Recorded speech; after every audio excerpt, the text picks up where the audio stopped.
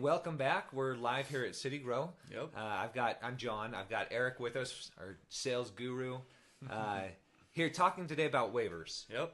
So let me introduce it this way. Waivers is kind of a fun thing here at City Grow because we use them a ton, but most people don't connect a communications company as a digital waivers company. Yeah. So how does that work within City Grow? Yeah, it's kind of funny. That gets brought up all the time because you think City Grow and you think customer retention, you think loyalty, you think all of that, and then waivers is just kind of off to the side. And so it's kind of weird thinking, how do those connect to each other? Yeah. So kind of where waivers fit in is we found waivers, it's a part of a process for a business, right? Okay. You go to a certain business, you have to sign a waiver, which is the perfect excuse to collect information. Right. It's just part of the process. It's They're already used there. to doing it. Yeah. They just like you said, part of the process. Yeah. Exactly. Yeah. So it's there. It's the perfect excuse, and a lot of what we'll talk about today is using that information from your waiver and directing it to more of like a marketing channel, communication channel. Yeah. Okay. So let's talk about industries that use waivers, and then maybe branch off on this question too. Is let's say I have a business that doesn't use a waiver, but it's not out of the realm to have my customers go through that kind of process. Yeah. Would you recommend they get into that just because they can, even though they don't really have to? Yeah, so I'll talk about industries first, just industries that we typically work with, and then touch on that second question.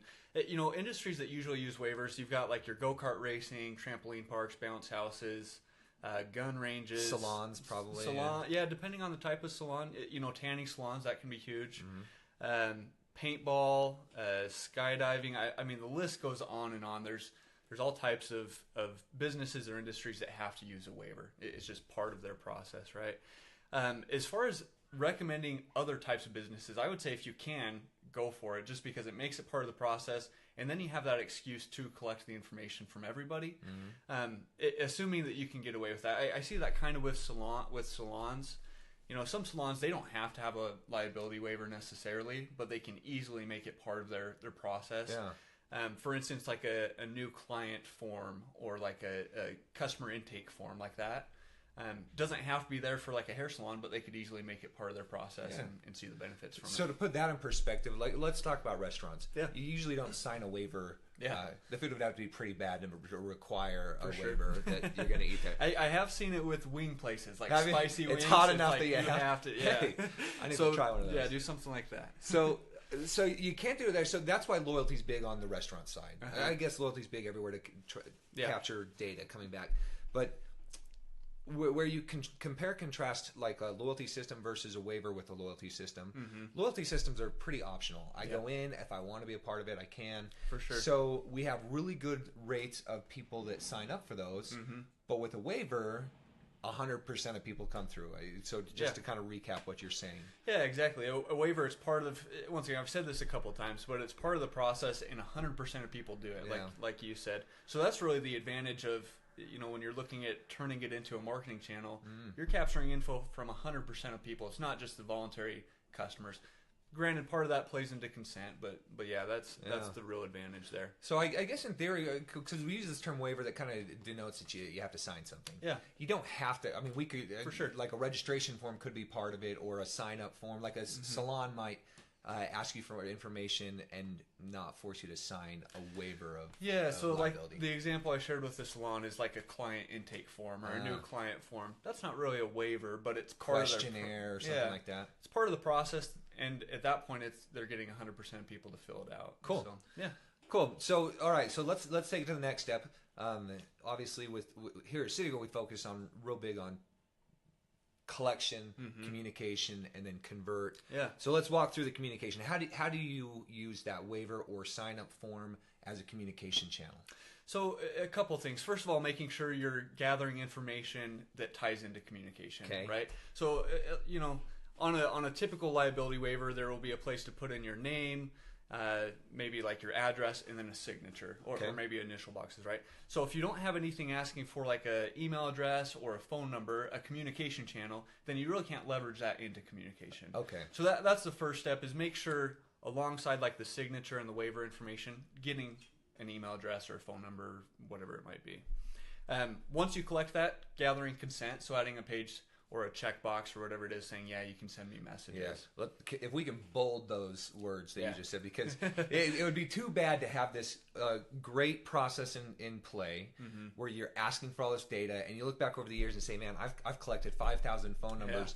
Oh, shoot, I don't have consent to reach out to any of them. For sure. Yeah. So just to emphasize that, it's worth it. Put a checkbox there, or if it's digital, pre-fill that checkbox. And in the subject on this post, we'll put a link to where regulations for us are found. Yeah. Because that'll give viewers really you can copy and paste, even if you don't use us, you can copy and paste the regulation text if you want to be compliant, which you do. Yep.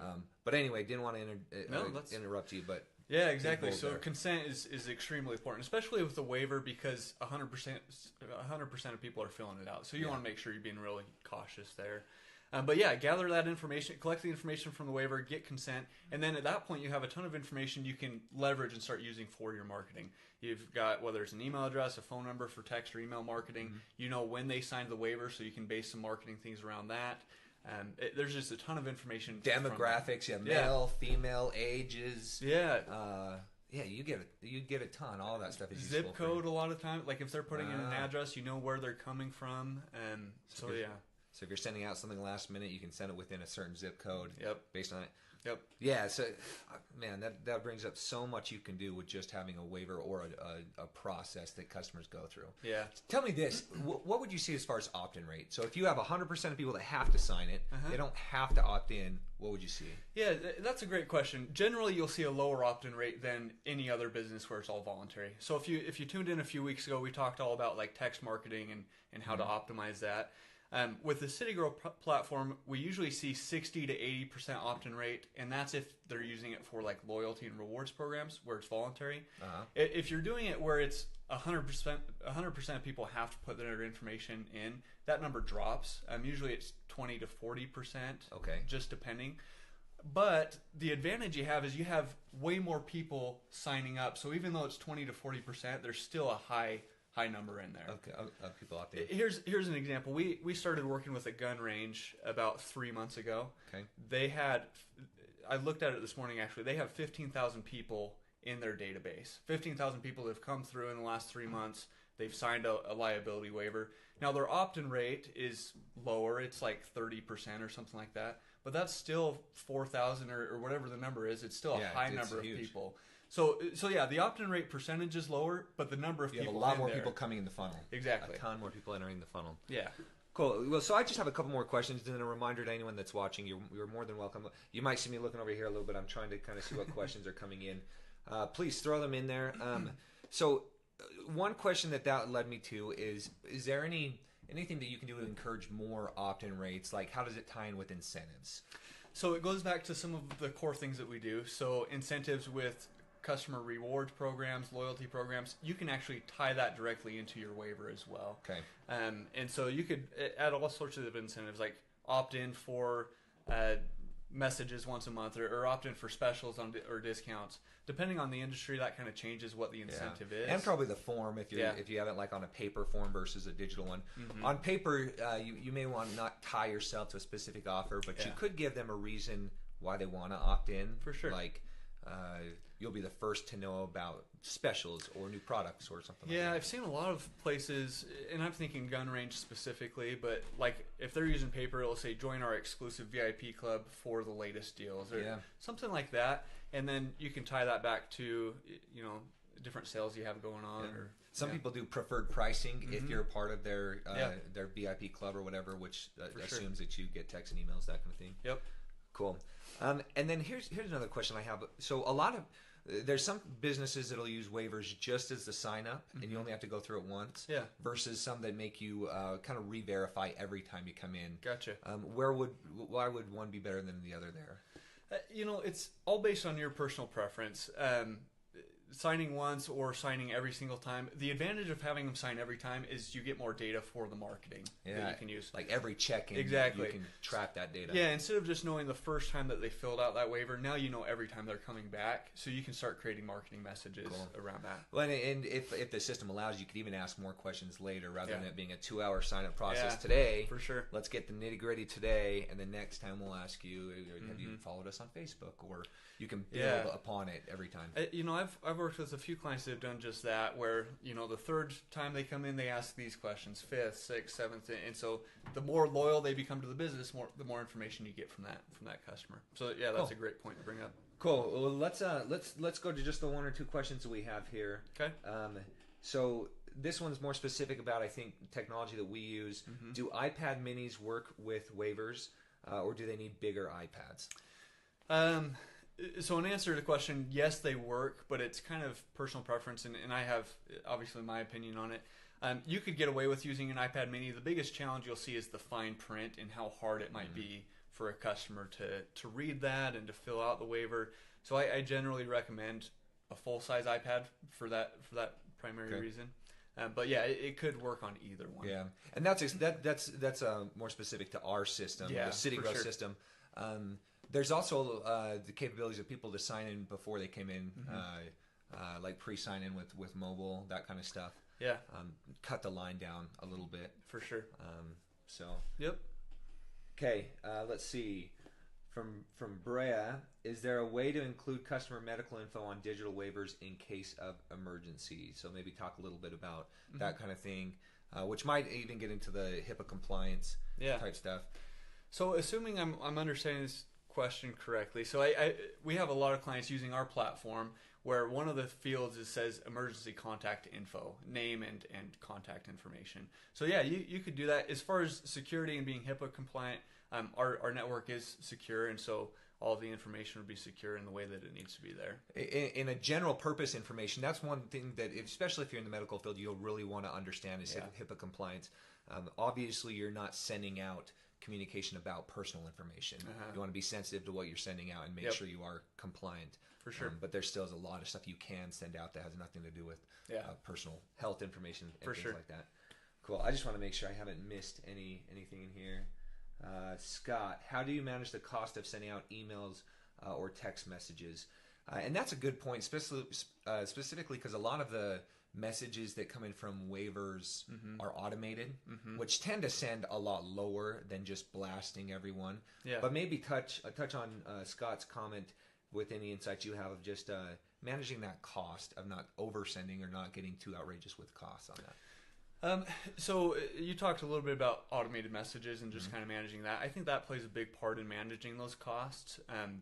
One of the things that I recommend is looking at how often a customer typically comes in and then making sure you're following automated messages based around that. So if I know the average customer goes to a gun range once every 30 days, I'll create automated messages to go out if it's past 30 days but not before that. So that can manage costs and cut down costs a little bit too, so you're not always sending out. The other way is really filtering or identifying certain pieces of information that can reduce costs, like interests. So if you say, hey, what are you interested in? And this is, let's say this is a trampoline park, and you could say birthday parties, events, or just open jump or whatever, and just filtering out who those messages are going to. So it's not the more segmented you are, which you really pull a lot of data from these waivers. The more segmented you are, the less you have to send to get to return back. Absolutely. And I think that's probably a best practice anytime, whether you can segment, like you said, by how often you come in, frequency, kind of a thing. Yep. Put them in, even just simplifying it into 2 or 3 groups. These are our heavy users. They come in the top third most. Yeah. These are our standard. These ones don't come in quite as much, so I probably can't communicate as often. Yeah. So, awesome. We have another question from Scott. Let's see. Sending out surveys, and that ties into waivers as well. So any tips on sending out surveys as part of collecting maybe more data? I mean, once again, segmenting the list, that plays part of it. But then also, so with City Growth specifically, we have web forms and different things like that. But using those surveys to collect information so you can further segment your lists. Yeah. One tactic I've seen with surveys is if you send them, obviously you're more likely to get a response if people have been in a lot. It shows that they're heavy users. But maybe you want feedback from both sides, so you might want to try different aspects of when you send out the survey. Do I send it out to people who came in their first time, then we reply, and the way we typically do it is a text or email to reply that says, how was your visit today? Review-based survey. If they say good, we might lead them to a different survey. Then if they say bad, we really want to know how it could have been better. Yep. So yeah, look into maybe time of sending out when the survey goes out. For sure. Make it really mobile optimized, because chances are if they're just leaving, it's going to be on a phone. Unless you're sending on an email, you probably have a 50-50 chance. But yeah. Okay, awesome questions. Cool. So let's sum this up. Anything in summary that you just want to hit home in? So one of the first things that you brought up is, can you implement it if you're not using a waiver? And I would say that's probably the biggest thing, is if you can make this part of the process, whether it's a new client form or customer form, just the more you can make it part of the process, the more data you can collect that you can use for marketing. Yeah. I've even seen that in the retail world, where you walk in and they say, oh, you have to have an account. Yeah. And it's very basic information, but they're just data collecting. Yep. Yeah, so try and brainstorm a little bit. If you don't have something like this in place already, brainstorm a little bit how you can make it part of the process, so you can gather more data to leverage for your marketing channels. The other side is, if you're not already using a digital waiver, there's huge advantages to going digital, and we haven't really talked about this a ton, but one of the main ones is, we meet with people that have paper waivers, and they say, oh, I'll eventually transfer that to digital so I can use it for marketing, right? Just having it digital from the get-go automatically puts that into a huge head start. Yeah, exactly. And if you can't think of the system, get that extra hot sauce that makes you sign the liability waiver you were talking about. That's right. Okay. That's right. I have another question. Oh, did we get one more? All right, I was about to cut off. How can we differentiate between a member and a guest in our database? And this one comes from a salon type environment. It's a Planet Beach, so yeah. Cool. Any thoughts on that? Yeah. We have a number of clients that do this, and one of the first pages that pulls up, and I'm talking specifically about the City Grow platform, they'll put in their phone number and it'll say, what type of customer are you, member or guest? That helps with the segmentation, just by making a selection of member or guest. And you can actually change the flow from there. So if they select guest, maybe you want more information about, oh, where are you from? Why are you visiting us today? So you can actually add a page specifically if they click that button that they don't even see if they're a member. And then you can decide whether you want to ask them that every time. Yeah. So along those same lines, we've had a lot of places where they'll do member or guest. Guests fill out the waiver or sign the waiver every single time. Members only fill out the one time. Oh, so you get an advantage for being a member. Yeah, so add some advantage there, and then also just changes the flow of who fills out what. So. And then make sure you're grouping by that. Yeah. And our account pros here, just call them. They can help you do this. Yeah. Make sure you're grouping by that, because when you send out messages, you'll want to send out differently to members versus guests. Absolutely. Yeah, and you can really tailor everything to guests to maybe push them towards a membership, just really using that segmentation to your advantage there. Cool. Yeah. Okay. All right. Well, thanks so much for being with us here today. Again, feel free to write in questions after. We do monitor this group quite a bit. We'll get back to you, and till next time. Thank you. Appreciate it.